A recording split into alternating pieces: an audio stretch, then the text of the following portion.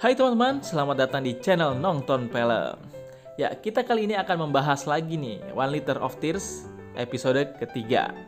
Ya, kali ini siap-siap aja karena ceritanya akan lebih intens lagi dan lebih berisi. Yuk, yang udah gak sabar. Tapi gue punya disclaimer dulu nih ya. Kemarin bapaknya si Ayah itu kan kita panggilnya dengan sebutan si Ayah. Nah ternyata sebutan itu jadi rancu sama Ayah gitu. Jadi ada si Ayah dan Ayah. Kan jadi mirip kan ya.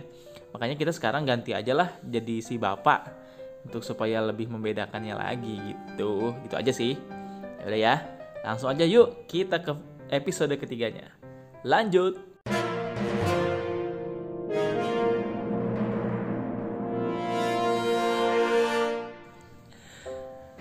Di tengah latihan basket, Ayah mengingat soal pertanyaan mengenai penyakitnya kepada ibunya.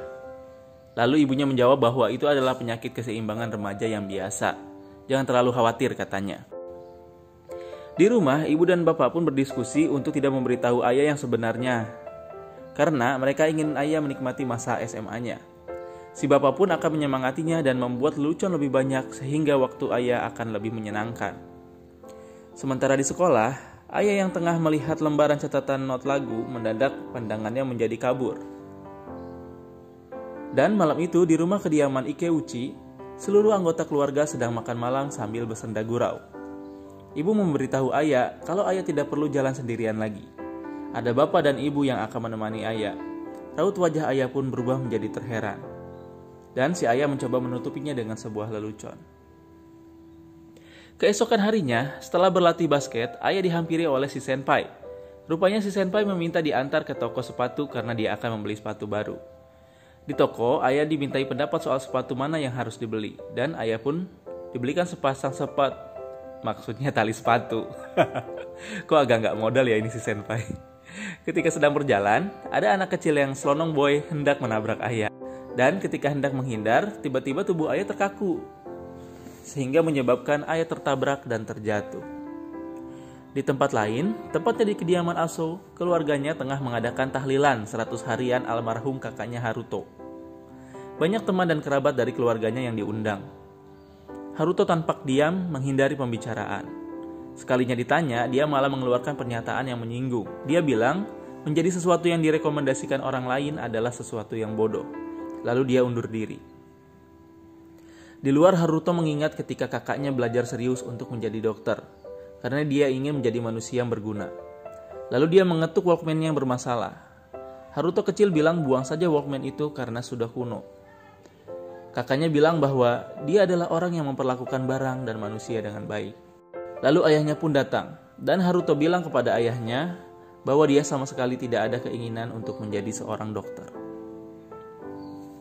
Sementara itu, di kediaman Ikeuchi, minggu ini Ayah tidak ada kegiatan. Ayahnya menawarkannya untuk pergi ke festival. Aku kaget, karena kemarin ketika dia minta ayahnya untuk mengantarkannya berbelanja, ayahnya bilang dia sibuk. Nah, Ayah yang peka akan terhadap hal itu, lalu berbohong kepada ayahnya bahwa dia ada acara dengan temannya. Ayah pun lalu pergi dengan membawa buket bunga. Dia pergi ke rumah sakit. Di sana dia bertemu dengan ayahnya Haruto dan sedikit berbincang mengenai Haruto. Setelahnya, dia lalu mengunjungi Yuka, si anak kecil yang waktu itu diajak main. Ayah nampak penasaran dengan penyakit ayahnya Yuka. Dia pun lalu menanyakan soal penyakit yang diderita ayahnya Yuka kepada ibunya Yuka. Setelah dijelaskan, dia langsung teringat akan kejadian-kejadian yang menimpa dirinya. Dia pun lalu bergegas hendak menemui Dr. Mizuno. Namun sayangnya, beliau sedang libur. Lalu Ayah menuju ke tempat langganan Dr. Mizuno sesuai dengan petunjuk suster yang ada di sana. Di sana, dia pun bertemu Dr. Mizuno dan sedikit berbincang sambil jalan. Dari raut wajah sang dokter, nampak kekhawatiran akan pertanyaan dari Ayah. Namun, ketika Ayah hendak berbicara, dia nampaknya berubah pikiran lalu pamit untuk pulang. Keesokannya, Ayah tidak fokus saat latihan paduan suara.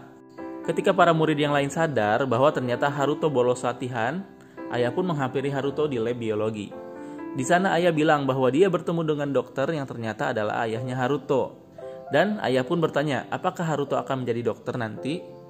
Haruto bilang bahwa dia tidak cocok menjadi dokter. Menurutnya, hidup dan mati seseorang bukanlah masalah yang besar, karena itu adalah hukum keseimbangan alam. Ayah yang mendengarnya langsung jadi tersinggung dan menjadi emosional lalu marah kepada Haruto. Di rumah sakit, Dr. Mizuno yang sedang merawat ayah Yuka lalu teringat akan pasiennya seorang anak laki-laki yang mengidap penyakit yang sama. Lalu tampak wajah penuh penyesalan di wajahnya. Di kediaman Ikeuchi, si bapak panik melihat makanan yang gosong. Lalu pergi ke atas mencari istrinya. Di sana si ibu lebih panik lagi membuka buku diarinya si ayah. Karena dia merasa ayah sepertinya sudah tahu. Dan si bapak menenangkan istrinya. Di luar, Ako terlihat senang karena dia mendapatkan penghargaan atas karya lukisannya. Ketika hendak memamerkannya kepada ibunya, si ibu pun tampak cuek karena masih kepikiran hal yang tadi. Ako pun merasa kecewa dan mengurungkan niatnya sambil berlari ke kamarnya. Malamnya, ayah pun belum kunjung pulang. Ibu dan bapak tampak sangat khawatir. Lalu Ako berbicara bahwa mereka terlihat sangat konyol karena ini baru jam 8 gitu. Ibu pun menjadi kesal akan Ako dan bilang Ako itu tidak peduli kepada keluarga dan selalu mengatakan hal yang ceroboh. Tapi Ako malah nyeletuk lagi nih. Aku ingin diperlakukan seperti itu. Aku ingin menjadi sakit juga, kata Ako. Dan si ibu dengan refleks lalu menampar Ako. Ako menangis dan berlari ke kamarnya. Hal itu pun dilihat oleh kedua adiknya yaitu Hiroki dan Rika. Ayah yang masih di sekolah lalu memasuki lab biologi. Dia menggunakan internet di sana. Dia berusaha mencari tahu akan penyakit yang diderita ayahnya Yuka. Setelah membaca seluruh gejalanya, dia teringat akan semua yang dialaminya ternyata benar-benar sama.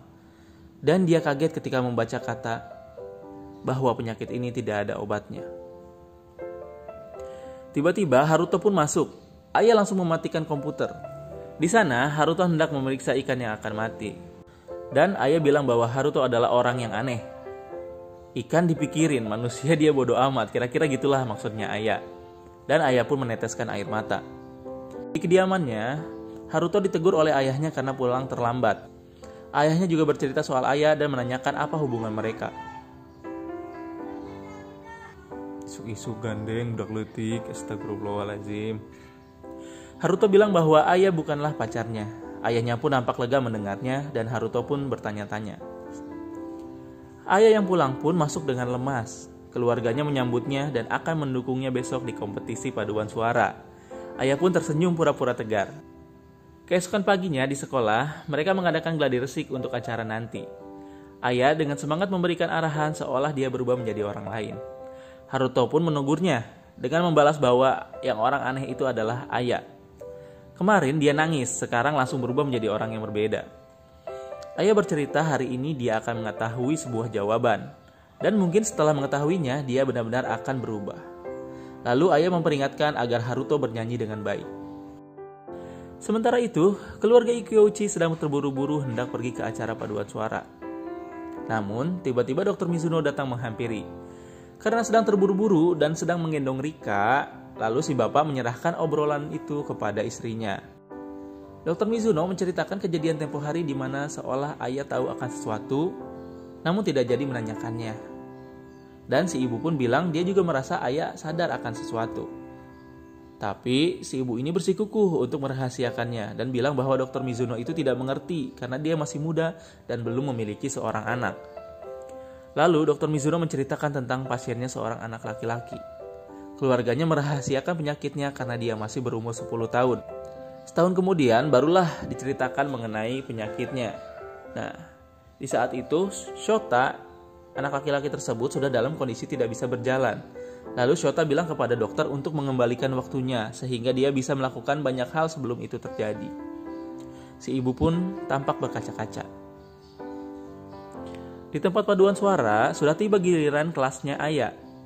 Si ibu pun datang tepat waktu dan melihat si bapak yang sedang berkaca-kaca juga. Dia bilang ingin melihat ayah selalu tersenyum dan mereka pun menangis di sana. Paduan suara kelas ayah berjalan dengan baik dan lancar. Di lab biologi, Haruto teringat perdebatannya dengan ayah sampai ayah merasa emosional. Haruto pun mengecek history browser di komputer labnya. Di lain tempat, tepatnya di ruangan Dr. Mizuno, di situ ada ayah dan orang tuanya siap mendengarkan. Ketika Dr. Mizuno hendak menjelaskan apa yang terjadi dengan Aya, dengan mengejutkan ternyata Aya sudah tahu.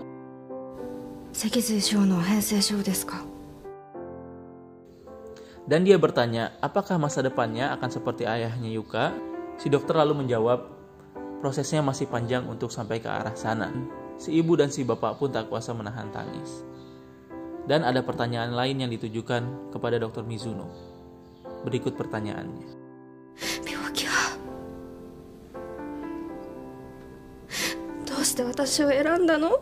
Dan episode 3 One Liter of Tears pun selesai. Dalam episode kali ini, kita disuguhkan oleh kecurigaan dan penasaran Aya akan penyakitnya. Juga mulai ada gambaran tentang sifat dingin dari Haruto terhadap keluarganya, yang mungkin berhubungan dengan almarhum kakaknya. Di sisi lain, kita diperlihatkan perasaan Ako yang makin lama makin merasa terasingkan.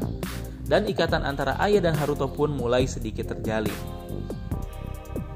Di sini, mulai makin intens nih dan mulai padat ceritanya, sehingga kita makin penasaran akan lanjutannya. Yap, ditunggu saja ya episode keempatnya.